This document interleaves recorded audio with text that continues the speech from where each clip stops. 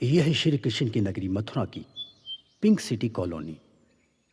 और कॉलोनी के इस घर में रहते हैं गोपाल शास्त्री जी, जिनके घर के ठीक सामने रहते हैं खालिद मियाँ।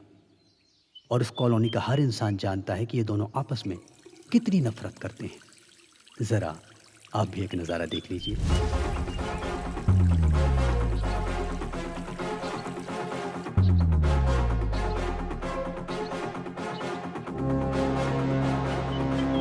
इसने मेरी पूजा खराब कर दी, जाने कब इससे छुटकारा मिलेगा। तो ये थे शास्त्री जी। लेकिन अगर आप खालिद मियाँ को हल्के में ले रहे हैं तो ये आपकी गलतफहमी है। अरे बेटी सकीना, हाँ मैं नमाज पढ़ने जा रहा हूँ मस्जिद।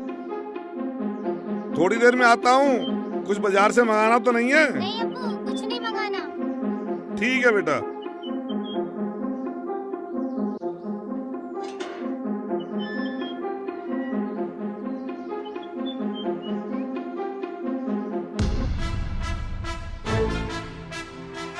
लाहौल बिला कुव्वत, सुबह सुबह किस मनूस का चेहरा देख लिया। सारा का सारा दिन खराब हो गया। थू।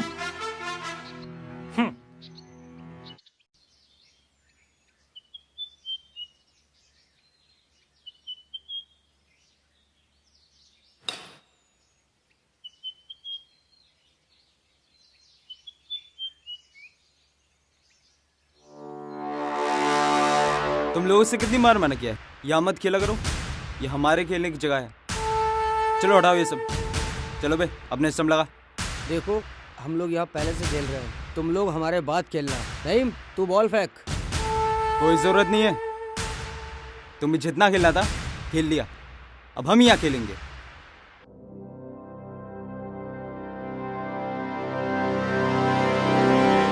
तुम शायद भूल रहे हो राम, मैं भी इसी कॉलोनी में रहता हूँ।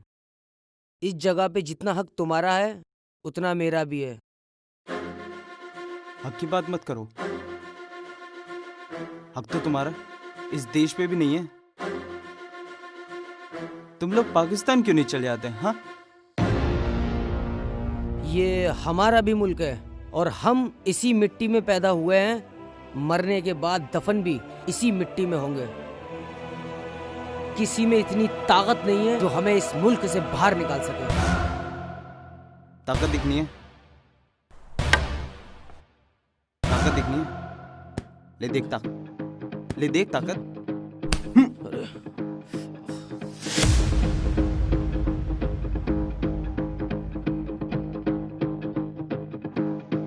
रोज रोज के झगड़े से एक दिन का झगड़ा अच्छा। आज इसको इसी की जुबान में समझाते हैं। नहीं, इन्हें खेलने दो, हम लोग कल खेलेंगे। लेकिन हम इनसे पहले आए हैं, जाना तो इन्हें चाहिए। झगड़ा करने से कोई फायदा नहीं है। रहीम, एक बार फिर सोच ले, आज अगर हम इन्हें छोड़ देंगे तो ये हमें फिर कल से परेशान करेंगे। ये प्यार की जुबान नहीं समझते। प्यार की जुबान सब समझते हैं, बस कुछ लोग थोड़ा वक्त लेते हैं। तू कभी नहीं सुधरेगा वसीम।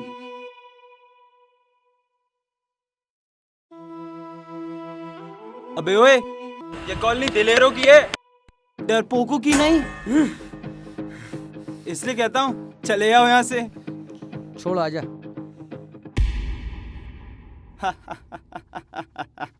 तू उसकी बातों पे ध्यान मत दे, लड़ना बुरी बात है।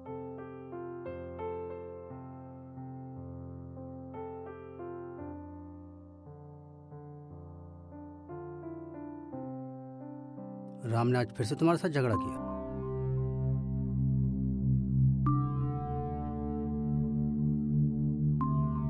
ऐसा कब तक चलेगा?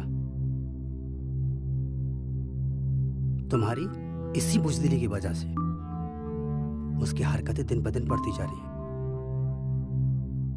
और यही सब चलता रहा ना तो वो दिन ज्यादा दूर नहीं जब वो तुम्हारे घर में घुस के तुम्हारी बेइज्जती करेगा और तुम कुछ नहीं कर पाओगे। भाभी, एक गिलास पानी देना।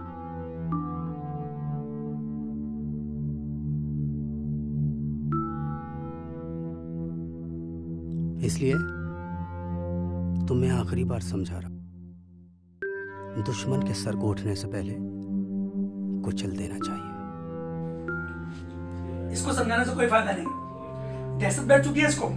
पहले इसे खाना खाने दो ठीक से, बाद में डांट लेना। तुम चुप रहो, ये तुम्हारे प्यार का नतीजा है। डब्बू बना के रखा तुमने इसको। ठीक है, मैं तो चली जाती। अरे भाई इसको क्यों डांट रहे हो? सारा कसूर तो इस कमबख्त का है, इसको समझाइए ना। आप बैठिए अबू, मैं समझाता हूँ। आप खाना खाइए, ये लीजिए। देखो रहीम, कल अगर वो तुम्हारे साथ कोई बदतमीजी करे तो तुम उसकी बदतमीजी का जवाब बदतमीजी से ही देना। वादा करो। आप ही ने तो सिखाया था कभी अपने पड़ोसी को तकलीफ नहीं देनी चाहिए, हमेशा उसका ख्याल रखना चाहिए, और अगर पड़ोसी भूखा हो तो खुद भी नहीं खाना चाहिए।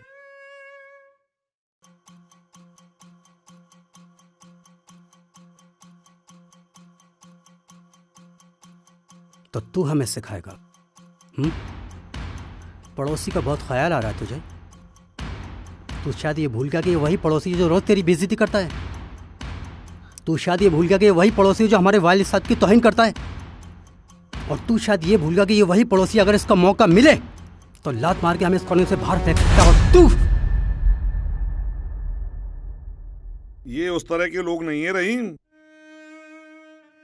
जो तू समझ रहा है। इनके दिल में हमारे लिए कभी मोहब्बत नहीं है, समझा?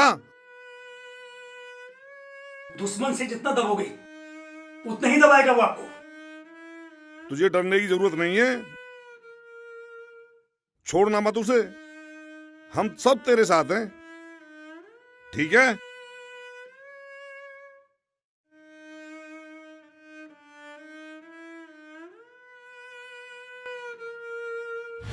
भैया, फिर तुमने रहीम के साथ झगड़ा किया। तुम दोनों दोस्त क्यों नहीं बन जाते? वो मेरे दोस्ती के लायक नहीं है, वो सब हमारे दुश्मन है। क्या तुम जानती नहीं उन्होंने हमारे पिताजी का कितना अपमान किया है? फिर मैं उनसे दोस्ती कैसे कर सकता हूँ? तुम भूल रहे हो भैया कि तुम भी उनके पिताजी का उतना ही अपमान करते हो। तुम कहना क्या चाहती हो? यही कि इन दोनों परिवारों का झगड़ा हमेशा के लिए खत्म हो जाए।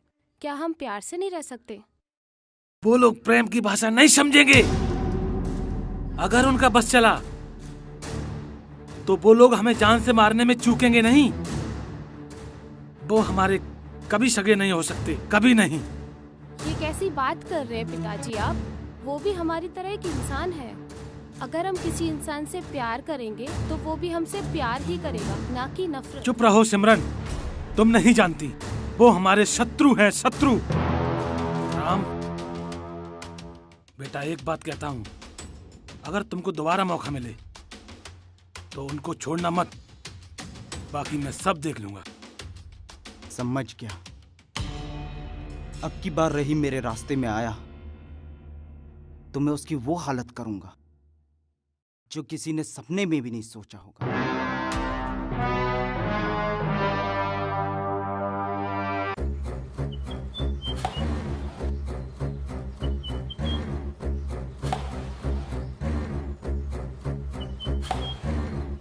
जोर से फेंक शैलेंद्र, बल्ला किसी डरपोक के हाथ में नहीं, राम के हाथ में है। सीधा छक्का लगेगा।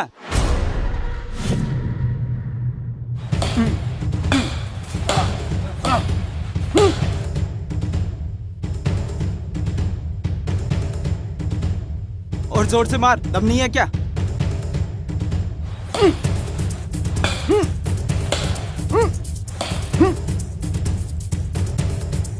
अबे कमजोर हाथ है क्या? फेंक, जोर से फेंक, जोर से। बस इतनी ताकत। लगता है तुझ पे भी किसी कमजोर का असर पड़ गया है।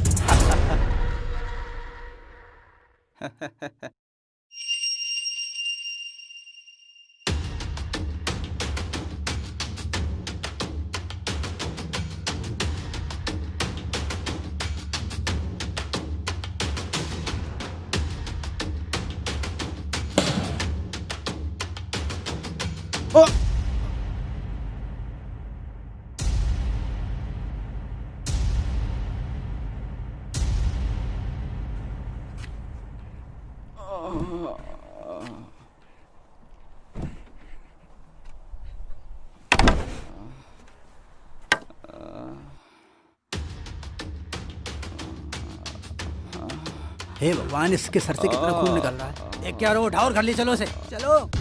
अच्छा हुआ साले को चोट लग गई, पता नहीं क्या समझता है अपने आप को।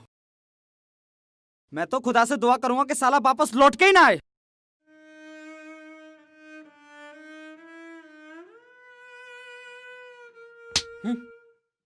एक सच्चा मुसलमान नफरत का जवाब भी प्यार से देता है, और मुझे शर्म आती है तुम्हें अपना दोस्त कहते हुए।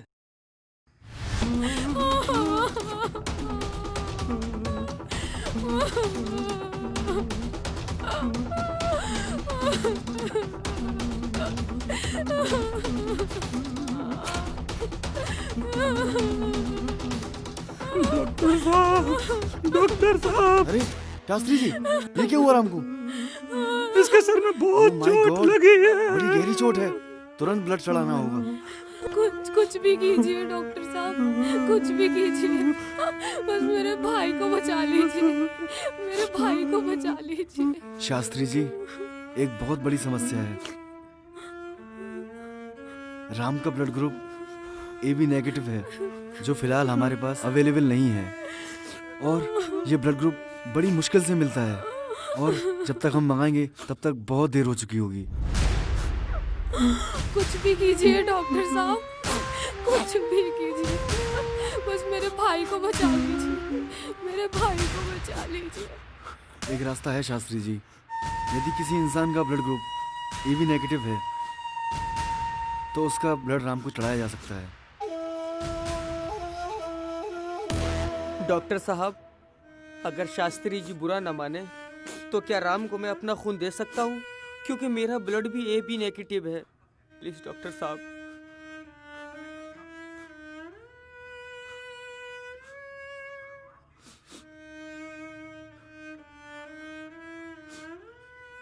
शास्त्री जी, मैं आपका फैमिली डॉक्टर हूँ, इतना तो समझ सकता हूँ कि आप क्या सोच रहे होंगे। आप यही सोच रहे होंगे कि जब राम को होश आने के बाद पता चलेगा कि उसकी रगों में उन लोगों का खून दौड़ रहा है जिनसे वो नफरत करता है, तो फिर क्या गुजरेगी। लेकिन शास्त्री जी, ये वक्त इन बातों को सोचने का नहीं है।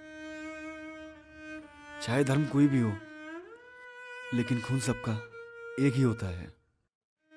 मैं आपके आगे हाथ जोड़ता हूँ, हाँ कह दीजिए प्लीज, राम की जान बचा लीजिए। सोचिए मत पिताजी, सोचिए मत। अगर मेरे भाई को कुछ हो गया तो आप अपने आप को कभी माफ नहीं कर पाएंगे। सोचिए मत। लेकिन सिर्फ तुम्हारे अकेले के ब्लड से काम नहीं चलेगा, हमें एक और आदमी ढूंढना पड़ेगा। ढूंढने की कोई जरूरत नहीं, मेरा भी ब्लड ग्रुप AB नेगेटिव है। आपको जितना खून लेना है मेरा ले लीजिए, बस राम को कुछ नहीं होना चाहिए। ये तो अच्छी बात है, लेकिन जान इसकी फिर भी खतरे में रहेगी, क्योंकि ऐसे केस में किसी भी इंसान की आंखों की रोशनी भी जा सकती है, दिमाग की याददाश्त भी, और वो कोमा में भी जा सकता है। आप सिर्फ दवा कीजिए डॉक्टर, दुआओं का काम हम पे छोड़ दीजिए, क्योंकि दुआओं में दवाओं से कहीं ज्यादा ताकत होती है। हम सब मिलकर राम के लिए दुआ करें।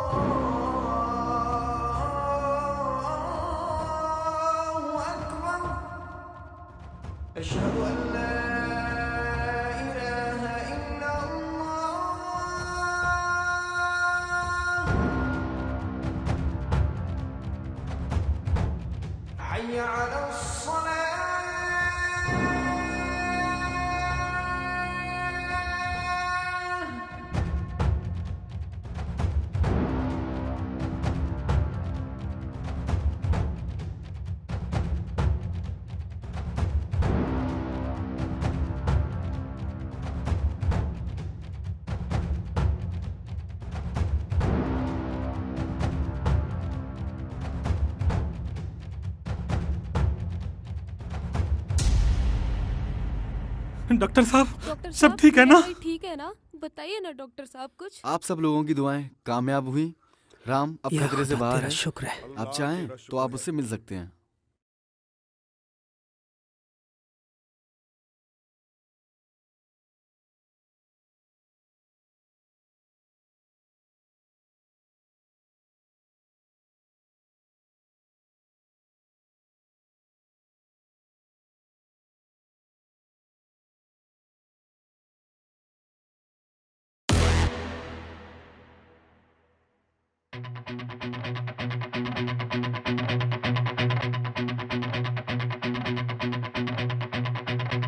रहीम को देख के गुस्सा आ रहा है ना? अगर आज ये रहीम नहीं होता तो ये राम भी नहीं होता। रहीम ने अपना खून दे के तुम्हारी जान बचाई है। तुम्हें तो इसका एहसान मानना चाहिए।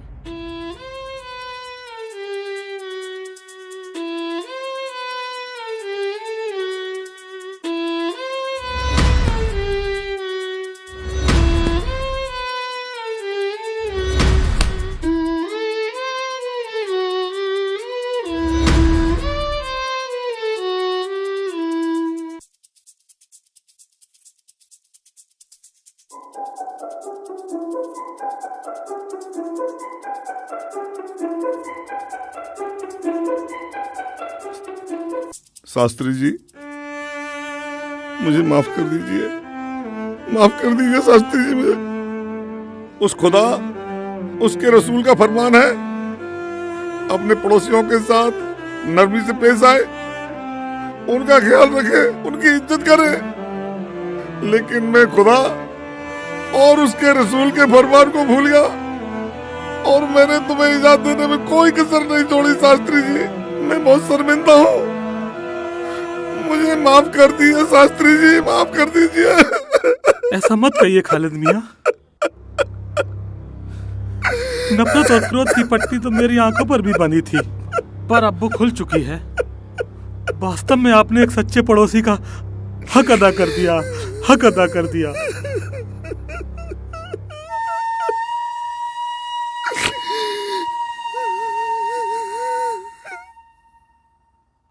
इस रक्षाबंधन मुझे एक नहीं कई राखियां खरीदनी पड़ेगी। मेरे भाइयों की कलाइयां जो बढ़ गई हैं। इस नेक काम के लिए तुम्हें रक्षाबंधन तक इंतजार करने की जरूरत नहीं पड़ी। ये लो, बांधो राखी।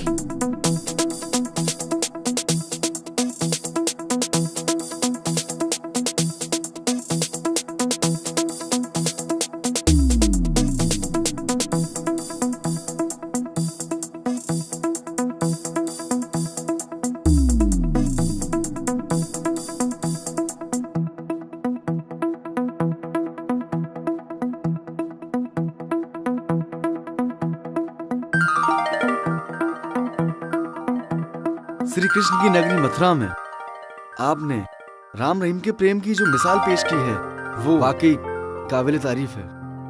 आप लोगों ने साबित कर दिया कि हम चाहे कितना भी लड़ लें, कितना भी झगड़ लें, लेकिन वक्त आने पर हम सब एक हैं। भले ही हमारे धर्म अलग हो सकते हैं, लेकिन हमारा खून एक है, हमारा देश एक है, हम सब एक हैं। हमें कोई जुदा नहीं कर सकता, कोई नहीं।